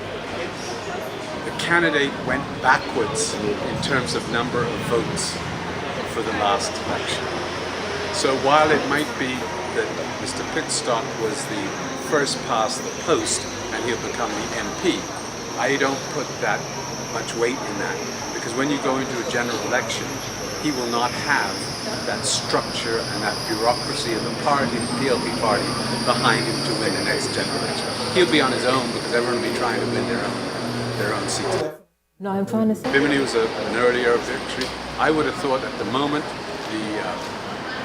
Mr. Davis, as leader of the PLP, and his advisors should be very concerned about the next general election, because the effect of the COI is taking some votes out, and the fact that the very low voter turnout, and if you add the COI and the FNM, I think they got more votes than the PLP. I think they should be focusing on that. Mr. Brown has a good opportunity of winning the next election, and it will send a message that the voters in this country have changed, and the next election will not be a same old same. Well, Simonet says that based off of the Coalition of Independents' performance in Monday's by-election, it proves the PLP does not have the will or will not have an easy way to victory in 2026. Now, Cassius and Ellington, of course, you all heard the former Deputy Prime Minister a moment ago saying, listen, really pay not that much attention to West Grand Bahama and Golden Isles. The PLP brought everything to bear, and so, okay, it proved favorable for them, but they will not have such luxury in 2026 because every man is for themselves then. Your thoughts about how he sort of summed up Monday's results? I know what kind of weed he's smoking, but that don't make no sense to me because you get beat in 2 elections. I don't care how you put it. See, in democracy, we have a system called democracy. If 5,000 people registered to vote and only 5 come out to vote and 5 voted for me, I win. Doesn't matter. The rest of them don't count. So I don't care how you have your statistical gymnastics and your psychological analyzing this to make yourself feel good, but oh, he only get 49%. The rest didn't count. Don't count. The only one who counted is the ones who show up to vote. That's the system we working with. So don't come tell me that, oh, well, they stand a good chance. You get beat once, you get beat twice. I suspect even if that was Senance, they probably would get beat. And so because people are voting for the leader, if they don't have no confidence in the leadership, then they ain't gonna vote for you. And so while they complain, the FNM didn't have the attractiveness to pull people out to vote. The PLP had more attractiveness because more people came out to vote. Now, granted, you still had more to go, but when you look at the last election, 68,000 people did not vote. 65,000 voted for the PLP, 45 voted for the FNM. So more people who did not vote voted for either one. But it doesn't matter who did not vote. Absolutely. It matters who voted. And so in the democracy that we have, if you did not show up to vote, you're in the conversation. Absolutely. So the 65,000 who showed up for the PLP, they're in the conversation. The 45,000 who showed up for the FNM, they're in the conversation. So don't worry about the rest of them. And so we can go through all this psychological gymnastics to make ourselves feel good because, oh, there's a possibility. The people ain't interested in voting. Why? Now see, the question is why? Yes. The question is why? They don't feel the leadership for the Free National Movement, and perhaps they may have challenge with the leadership of the PLP. Now, you as a leader have the fine way of massaging the electorate to have them come out. But this young generation, they ain't interested. Because I did a poll, you know what they say? Ain't nobody making no sense. Now, I don't know what that means, but they say ain't nobody making no sense. So I need to figure out what ain't making no sense mean. Now, all of y'all who watching me, 10,000, 15,000 y'all please tell Shanique what ain't making no sense mean. So when we go into the general election, we could fix ain't making no sense. Absolutely. I hope it's not, Ellington, a Caribbean thing, because as you all know, Jamaica is synonymous with having low voter turnout. They have roughly 2 million, maybe under 3 million citizens. But they too had, I think, 30-something%, maybe 40-something% voter turnout. Yes. And so I hope we don't mimic that. But people are more and more disinterested for whatever the reason is. And it's not an attractive thing. We're not giving you all and say, awesome, you're disinterested. No, participate. But that's Ellington, that's where people stand. Well, one second, Ellen. When you look at the 2012 election, 2017 election, the last election, all of them were separated by 20,000 votes. It's the 20,000 people who shift governments. 2012, it was 20,000 votes who shift the government. 2017, it was 20,000, it was 19,000. So we have a mean of 20,000 people who shift the votes. It ain't a handful of people, you know. 20,000 people switch governments for the last 5 years. I mean, how much years? 4 terms. Yeah, 15 years. 15, 20 years. And so right now, the country is in a stalemate because we enjoyed a 92% voter turnout. Now we down to what? 50-something%. It's really bad. It's really bad because people aren't feeling governments. They ain't feeling members of parliament. And so for me, you know, I was telling somebody the other day, you know, we could remember Loftus Road, we could remember A.D. Hanna, Clemente Maynard. But right now, I can't even tell you who's sitting in the Senate. I don't know who they are. I mean, and I'm in politics. I don't even know. I mean, so they sit there for 5 years and you don't feel nobody fingerprint. No. But I can still remember Loftus Road, and I can still remember Clemente Maynard, and I can still remember these guys. Well, and as a young child. And so how do you be a member of parliament for 5 years and nobody remember one thing you said? That doesn't make no sense to me. Some wonderful points, Cassius, and I think everybody can sit down and Monday morning quarterback, and they all, because both sides has its pros and its cons. You got he talked about the government bringing all they had to bear. Yes, they did. The Free National Movement tried to do that. They was not as cohesive as they could have been. I told somebody I've seen Brian Brown more hungry now than I've ever seen him. I'm very familiar with the Golden Eyes constituency. However, even though I've seen Brian Brown really more aggressive, more hungry for it, I really thought he's going to do much better. I thought the voter was going to turn out was going to be better. It wasn't. I think Pickstock was more aggressive in his approach to it. You listen to his campaign. Brian Brown's claim to fame was that he was always there. He's done more for the people. All Pickstock just reached. So according to Brent Simonet, analogy, Brian Brown should have been able to capture that based on him always being there and all of this time. So we don't know what happened. Like Cassius said, people stayed away from the polls for various reasons. I've heard the Prime Minister's speech on the night of the victory. Obviously, the Prime Minister recognized that there is more work that the Progressive Liberal Party have to do. Yes, it was a sweet victory, but it ain't over there.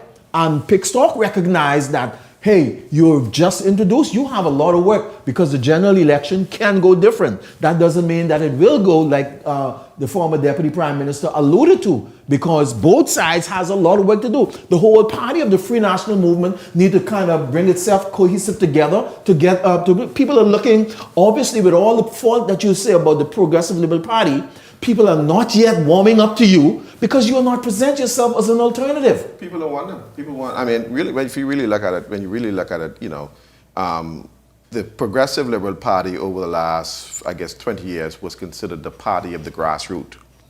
But slowly there has been a continental shift through this new leadership that the PLP is no longer the party of the grassroots. The PLP is the party of the young professionals. It's the young doctors and the young lawyers and so on. So there's been a shift. If you go back to 2012, the FNM was considered the party of the young professionals. And so now everything is switched. And so the FNM doesn't have that professional class. That the PLP now has that because, of course, you have the young professional politicians that pulled a lot of their friends and colleagues in. So the who PLP, has the grassroots, Cassius? Well, the grassroots has gone to the FNM. The FNM is a grassroots body now. Interesting. And so it's a continental switch. And so now what has to happen now is that, you know, So are you sure of that, Cassius? I think the grassroots have been neglected. No, I believe. I don't think they've been neglected. I'm not sure if they've gone fully to the FNM. Not fully, but you see there's a continental shift gradually. Because if you go from 2012 to now, you see a great change in the makeup of the Progressive Liberal Party. I think the Progressive Liberal Party, you're right, the Progressive Liberal Party looks like how the FNM used to look. Exactly. They are attracting and appealing to a different kind of Bahamian, but I think that's building on their grassroots. And so, but that was that stigma was bad for the PLP because it was good in the 1970s when the straw workers and so on they were the grassroots workers, they were your supporters. But they had children and they put their children to school. Their children are doctors and lawyers and engineers, but you can't call their children grassroots. So their children are now integrated into the PLP and you can't call them grassroots. They are professionals now. And so you see the continental shift. And so now the PLP now has to play towards that professional class to bring more of them in and say, listen, while we started off as a grassroots party, we are the party for all, and now we're focusing on more the professional class. The FNM has their challenges because the FNM leadership has done a significant job of running people away from the party. What those two parties really need to do is to find out who those people are that stayed away from the poll and why they stayed away from the poll. I think that is critical. And as they go back on the ground, and Prime Minister Davis tell them all to go back in your constituencies and begin to work. He didn't even use the word continue. He said begin to work, because obviously he recognized the Progressive Liberal Party, if they're going to secure this next general election, they themselves have a lot of work to do, even in the midst of a disarrayed Free National Movement. Yeah, many of them have a lot to do. But listen, you all, speaking of a lot to do, according to Brent Simonet, he said, listen, former Prime Minister and FNM leader, Dr. Hubert Minnis, whose recent comments once again fueled the narrative that he and the FNM's leadership are not on the same page, that same person, the Member of Parliament, the sitting Member of Parliament for Kalani, really needs to step aside and have less to say. In fact, Dr. Minnis, as you all remember, just yesterday said that the FNM should not have contested the recently held Golden Isles by-election, nor the one before that, the West Grand Bahama and Bimini by-election 2 years earlier. Simonette suggests that Minnis is speaking as one who doesn't support the FNM. Well, Minnis... Well, let's hear what he has to say first, then we'll talk. So that's Dr. Minnis's view. A lot of people think he shouldn't contest the next election. He should retire and go home the way most prime ministers, former prime ministers who lose an election do. So we all have our opinion. I think Dr. Minnis should either commit to being an FNM or move out the way.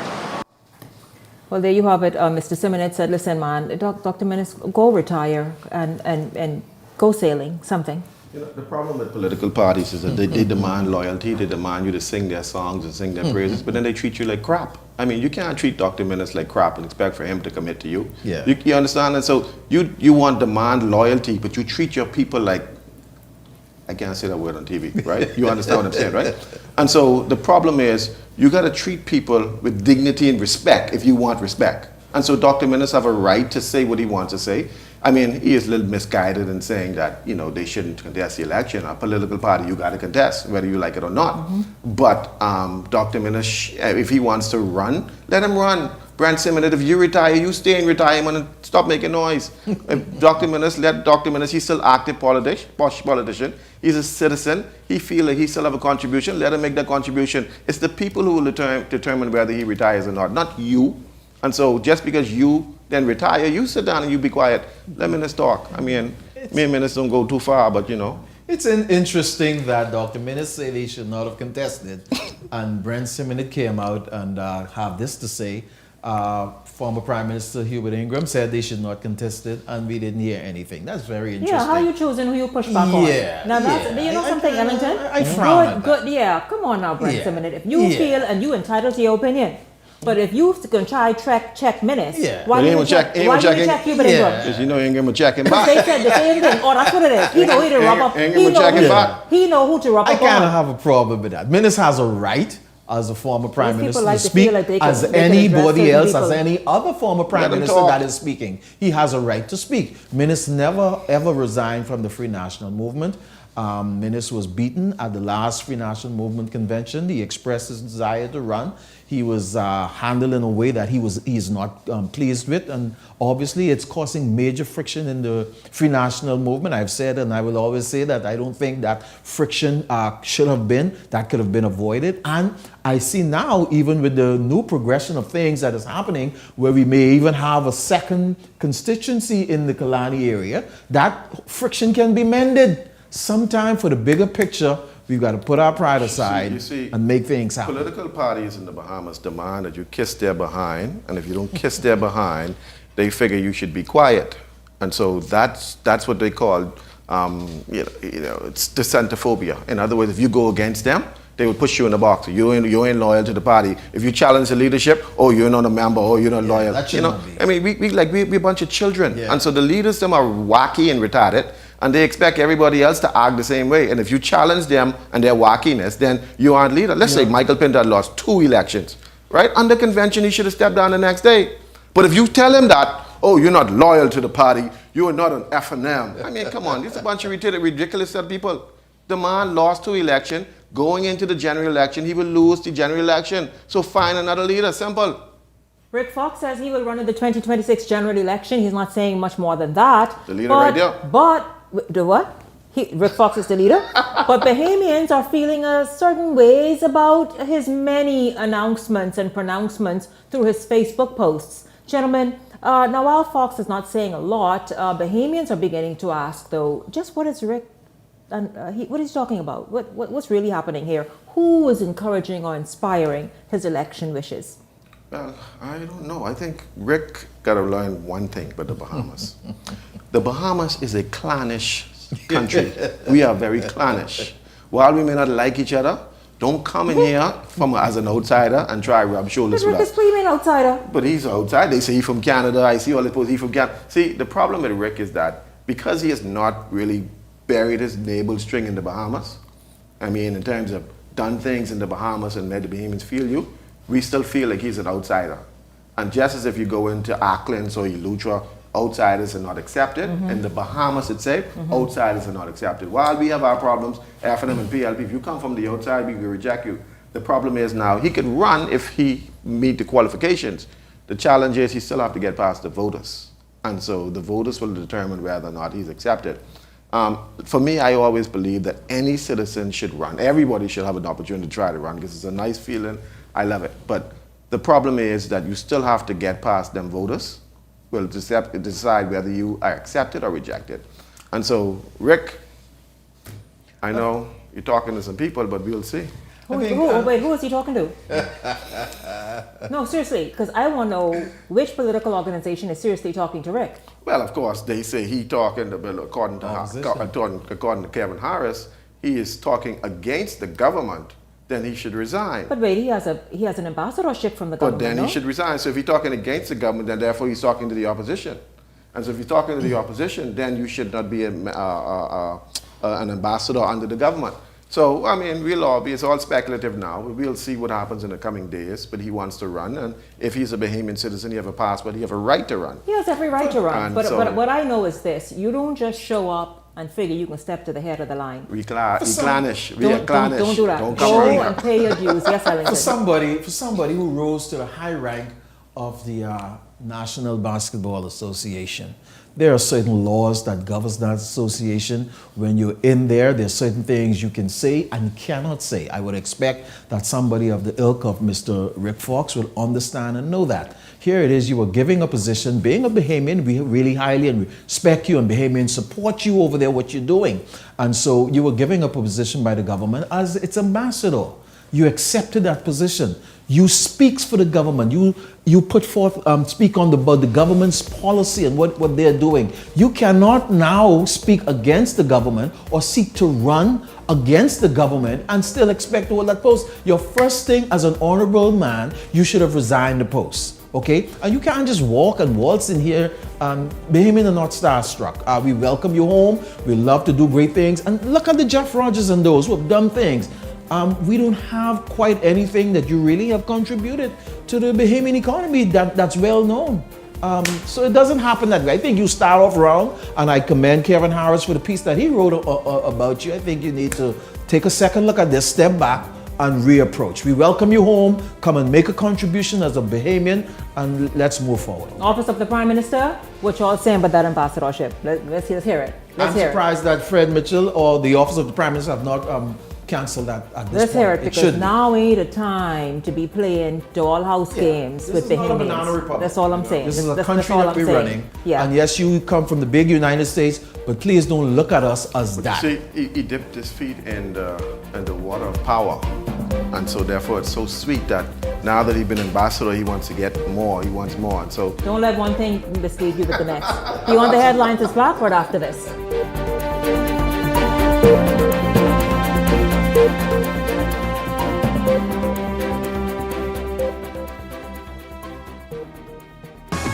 Get ready, Grand Bahama. It's the Black Friday deal you've waited all year for. This Friday, November 28th, Grand Bahama Tiles is dropping a 26% off store-wide sale. That's all tiles, all materials, 26% off. It's one day with huge savings and the perfect time to stock up and save big. So don't walk, run to catch this one-day Black Friday sale. Call 352-7920. Comfort Suites Paradise Island is the best-kept secret in the Bahamas. Located directly next door to the Atlantis Resort, you'll receive all the privileges of an Atlantis guest with all the benefits of a Comfort Suite stay. Enjoy everything Atlantis has to offer, including Aquaventure Water Park, plus all the amenities of Comfort Suites. Free Wi-Fi, free breakfast daily, and kids stay, play, and eat free. Visit ComfortSuitesPI.com. It's Christmas time at Grand Bahama Tiles with 5 days of savings you don't want to miss. Starting this Saturday, November 29th, get 25% off all tiles in stock. Then on Monday, December 1st, savings drop to 24% off. Ending Thursday, December 4th with 21% off. The early bird really catches the worm this Christmas as savings drop each day. Hurry down for early Christmas savings at Grand Bahama Tiles. Call them at 352-7920. At the Water and Sewage Corporation, safety and convenience are our top priorities. However, our meter readers face challenges that can make their job difficult. Locked gates to guard dogs sometimes leads to missed readings and estimated bills, which can be frustrating for you and us. That's why we're upgrading to digital meters. They bring safety, accuracy, and convenience to homes across the Bahamas. We can streamline data collection, reduce on-site visits, and provide more accurate bills with no more estimates. Digital meters also help detect leaks early, saving you from costly bills and reducing water waste. Soon, a user-friendly app will let you track your water usage, manage bills, and stay informed, all at your fingertips. Over the next year, we're rolling out digital meters nationwide, transforming how we serve you with a safer and cost-efficient water supply. To learn about our digital meters, visit our website or call us today. And don't forget to update your information at any of our locations. Get ready, Grand Bahama. It's the Black Friday deal you've waited all year for. This Friday, November 28th, Grand Bahama Tiles is dropping a 26% off store-wide sale. That's all tiles, all materials, 26% off. It's one day with huge savings and the perfect time to stock up and save big. So don't walk, run to catch this one-day Black Friday sale.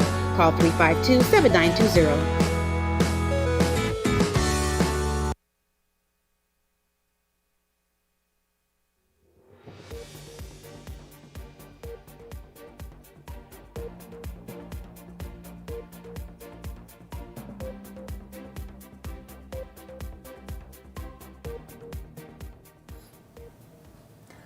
Welcome back to Beyond the Headlines. Former Prime Minister Hubert Ingram, very vocal himself. In fact, he's speaking out on that voter register in the Golden Isles constituency. You remember we heard just under 8,000 registered voters are documented.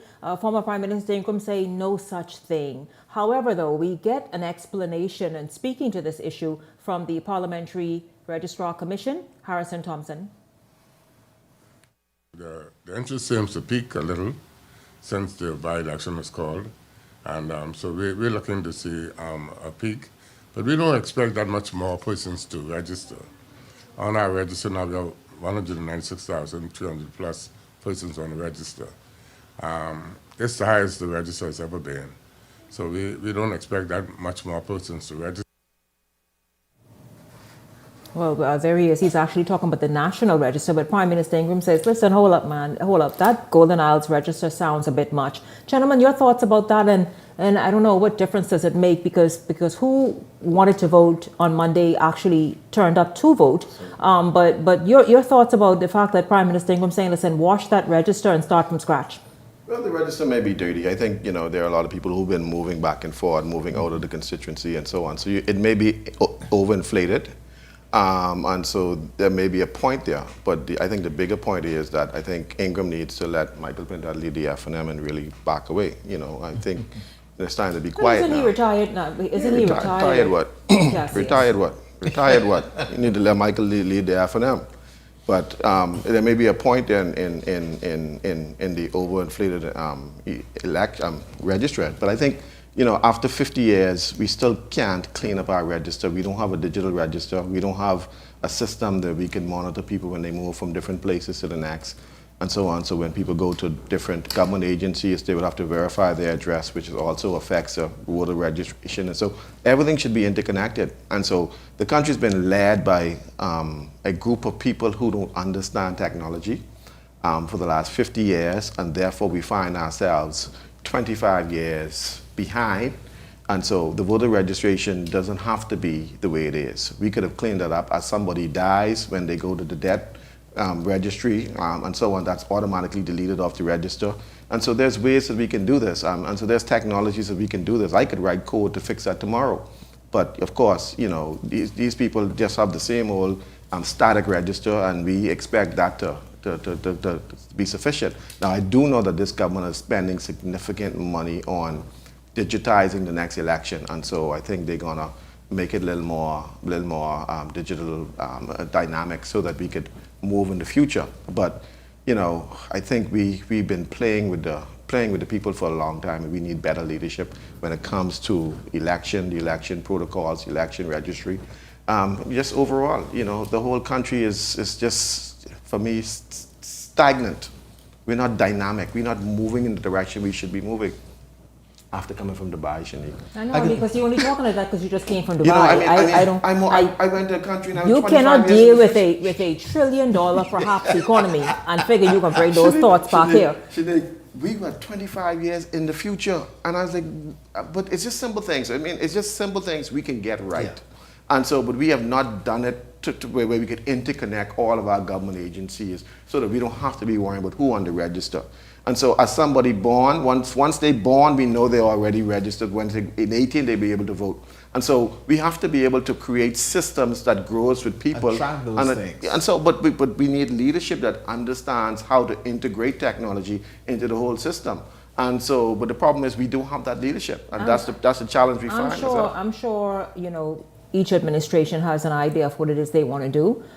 You mentioned the biometrics, I think, voters card that is being introduced. I'm not sure what the status of that is, but that's something obviously to follow up as we head to the general election. We have 400,000 people. GM, General Motors, have more people in their company than we have in our country. But you understand, and so it's not that many people to get it right. And so these companies have more employees than we have citizens, and they're getting it right.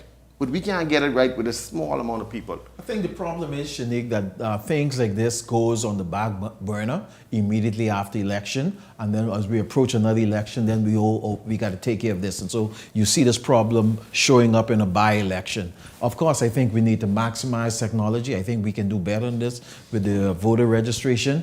I live in Golden Isles, and houses have not changed. There's no bunch of vacant apartment and no bunch of vacant houses in Golden Isles. The same way it was, there may be some new ones in there.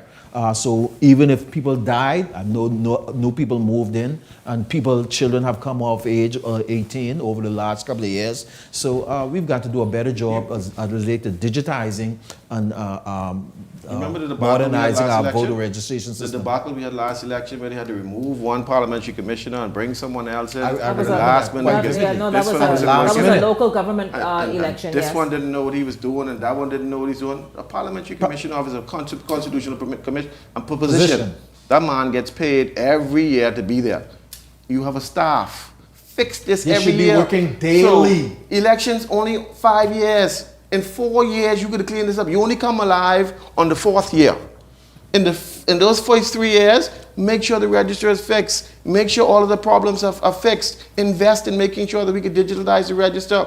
Make sure that we can integrate these things into all the government agencies so that we don't have to be here. So that on the 4th year or the 5th year, we ain't got to worry about it. It's just like school, I don't understand why every time school opening, the last 3 weeks, we're still trying to paint the school. It's like we've been doing this for the last 50 years. What kind of people are we? We just like to do this like this? And I think Harrison Thompson alluded to the fact that they are cleaning the register, I think he said every day. But the fact is, I think we could do a better job. You've got 5 years in between election. I think we should have this thing together by now. Like Kasia said, we have less people than General Motors. You can hire me as a consultant, and I could fix that problem for you work tomorrow. That deal on the side. You don't work that on air. You don't work that on air. I can make sure we can develop a system that'll digitize the whole entire election system.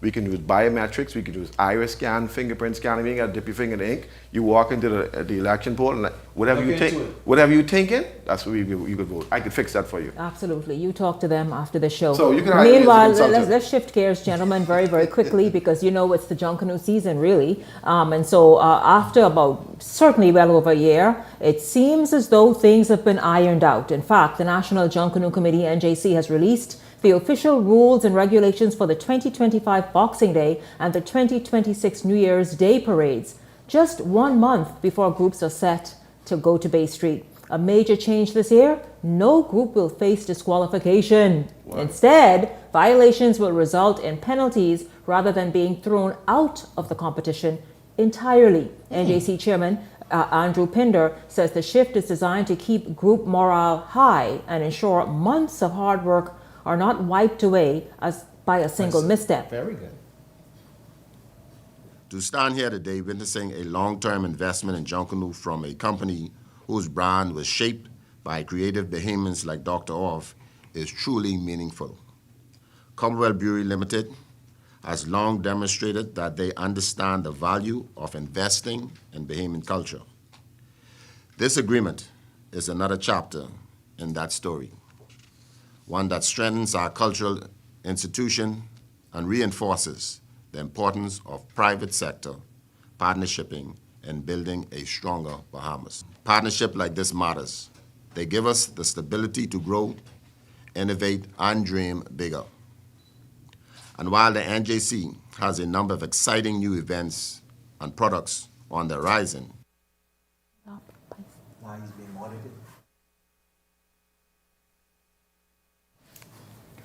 that is Culture Minister Mario Boleg talking about exactly what those new rules will look like and are, and guidelines, of course, moving forward into the Junkanoo season, which is really about a month away. In fact, just under a month away. Really awesome. Gentlemen, it's good to see things back moving in the direction they should again after a stalemate for quite some time in Junkanoo.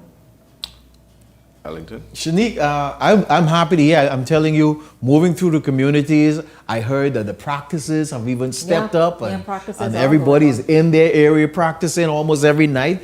I'm very happy that things got off, and the minister and those that are involved was able to get this whole thing worked out. And let's go on with the one of the #1 cultural expression in the country, and let's make it good for everybody else. I'm happy of this time. I am too. I'm glad they were able to squash all this nonsense, and I think Junkanoo is very dear to Bahamians. Bahamians really love Junkanoo, and that's the one thing that unify all of us. And so we have to keep our Junkanoo sacred.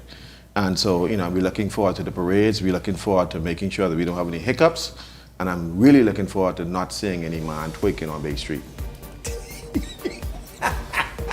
Why? Listen to me. If that's the choreograph, what are you talking about? I don't see no man tweaking on Bay Street. Now, the woman can dance, but the men, you all tell us to be tweaking on Bay Street. Dance like a man.